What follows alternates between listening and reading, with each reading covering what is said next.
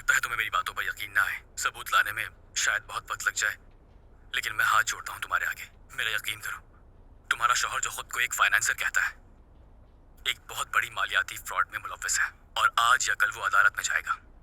और सिर्फ यही नहीं, मैंने कल रात तुम्हारे शौहर को उस औरत के साथ देखा जो तुम्हारी शादी में आई थी, और उनका रिश्ता सिर्फ दोस्ती तक महदूद नहीं है।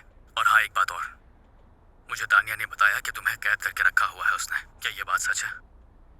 अगर बोरिस ने तुम्हें जानबूझकर कैद रखा है तो घर में जरूर कैमरे। क्या सुन रही हो तुम? और हाँ, मैं एक बात तुम्हें कुछ भी नहीं, म्यूजिक सुन रही हूँ। ओह, मुझे भी सुनाओ।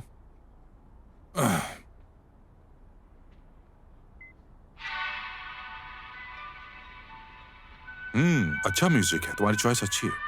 लेकिन चलो अब सो जाते हैं, मुझे भी नींद आ रही है। ये रख लो। ठीक है, तो फिर मैं शावर लेकर आती हूँ।